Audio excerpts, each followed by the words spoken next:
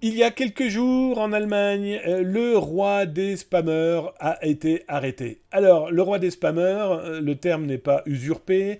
Le gars, il s'appelait Aels, A-E-L-S, était vraiment une machine à spam. Je vous explique, moi je le connaissais depuis très longtemps. Il vendait des formations aux alentours de 3 000 $ dans des black markets divers et variés. Des formations qui permettaient de passer, par exemple, outre les sécurités de Bing pour la publicité. Outlook, etc., etc. Bref, capable de vous permettre de noyer Internet de mails malveillants, de phishing, etc., etc. Et donc, du coup, les autorités ont décidé de lui mettre la main dessus. Alors, le petit Andrei Tarasov, oh bah dis, les Russes, tu m'étonnes. Bon, Hells, Crazy Mark, Bad Advisor, etc., etc., étaient connus de tout le monde. J'ai très honnête avec vous, c'était même étonnant qu'il ne soit pas arrêté plus tôt. Et là, que s'est-il passé? Fin juillet, un message sur un black market, je vous mets la version que je vous ai traduite. Dans un black market, salut aux utilisateurs du forum, je voudrais partager une triste nouvelle. Notre ami et camarade Hells est détenu par le Federal Bureau Investigation et la police allemande. Maintenant, il fait l'objet d'une enquête et il a besoin de votre aide. Tout d'abord, si vous avez travaillé avec lui ou communiqué, protégez-vous à savoir, ne répondez pas à un message de sa part, même s'ils écrivent à partir de ses contacts, effacez la correspondance, changez de contact si vous avez travaillé en étroite collaboration. Bref, fuyez, explique ce message. Pourquoi, au mois de juillet, la police allemande et le FBI, la police allemande en fait l'a arrêté à la demande du FBI, pourquoi ont-ils décidé de l'arrêter là, comme ça? Alors, je vous mets l'article dans le chat.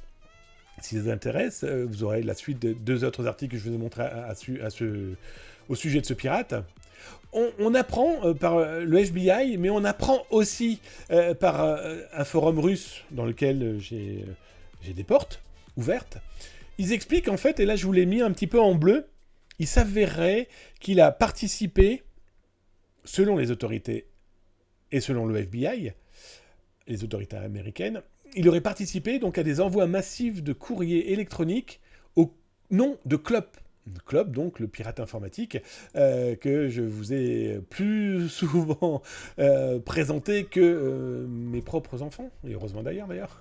Mais toujours est-il que il aurait participé au business de Clop en diffusant massivement des courriers électroniques ou en tout cas proposant ses services techniques pour permettre à Clop, donc ce groupe de ransomware, de maîtres chanteurs, eh bien de pouvoir faire leur business. Donc on apprend ça eh bien, par une conversation et surtout par un courrier qu'il a pu diffuser. Alors ce qui est très intéressant, c'est que là je vous ai traduit une autre partie du message auquel j'ai pu avoir accès.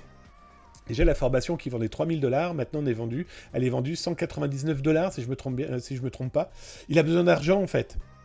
Il a, par le biais de ce contact qui est proche à première vue, il demande des sous. Et bah oui, parce qu'il n'a pas les moyens de se payer un avocat qui coûterait entre 200 et 300 000 $. Bah oui, il va falloir qu'il se défende aux États-Unis, soyons très clairs, ça va pas être la fête. Mais toujours est-il que voilà, le FBI lui a mis 3 affaires sur le dos.